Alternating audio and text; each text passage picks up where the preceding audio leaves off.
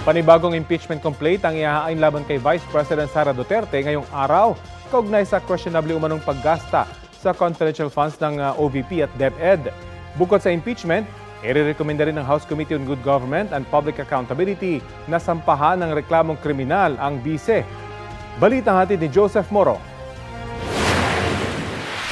Sino si Mary Grace Piatos? Sa tingin mo, totoong tao yan? Wala raw lumalabas na birth, marriage, and death certificate na may ganyang pangalan sa record ng Philippine Statistics Authority. Pero nakapirma ang isang Mary Grace Piatos acknowledgement receipt na ipinasa sa COA ng Office of the Vice President para ipaliwanag kung paano nila ginastos ang confidential fund noong 2022. Kaya siya hinahanap ng House Committee on Good Government and Public Accountability. Posible raw na lawakan ng PSA ang paghahanap kung makapagbibigay ng dagdag na impormasyon ng komite tulad ng pangalan, lugar at petsa na may kaugnayan sa mga magulang ni Piatos. Parang bogus yung acknowledgement receipt na lumalabas. Siguro magiging next step namin is baka pati yung iba, papa-check na rin namin yung ibang mga names. Ano ang pinapakita nito? Na ang mga opisyal sa Office of the Vice President, led by no other than Sara Duterte, ay nag-imbento ng mga resibo para madepensahan yung hindi tamang paggamit ng confidential funds.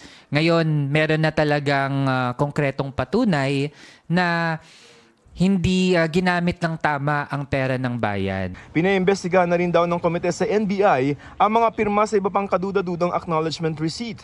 Pero paano kung hindi tunay na pangalan ang ginamit sa mga liquidation ng confi funds? Tinatanong pa namin ng COA pero aminado ang mga kongresista na hindi ito malinaw. Ayon sa komite na nag-iimbestiga sa confidential funds ng Office of the Vice President at Department of Education, meron na silang sapat na impormasyon hindi lamang para higpitan ang paggamit ng mga confidential funds sa isang bagong batas, kundi maghain rin ng mga kasong kriminal. Ito ay para sa reklamang bribery at graft and corruption. Nagre-recommenda kami ng filing of charges against doon sa mga staff ni BP. Doon papunta yung staff ng Vice President tsaka ng DepEd and even the Vice President, hindi naman siya immune sa suit. The backstop at her office hindi ba? Ano siya yung responsible sa lahat ng yan Ang umunoy hindi ma-account na paggamit ng confi funds ang isa sa mga binanggit na articles of impeachment na inihain laban kay Vice President Duterte, pati na ang umunoy pagbabanta sa buhay ni na Pangulong Bongbong Marcos, ng First Lady at ng House Speaker. Gayunpaman, ginit ng palasyo dati nang inihayag ng Pangulo na posisyon niya tungkol sa usapin ng impeachment laban sa bise bago pa man may maghain ng complaint. The President already made a clear and unambiguous statement that he would not support an effort to impeach kasi distracting. Marami tayong pangangailangan na gawin. Importante sa bayan. So, ganun dapat.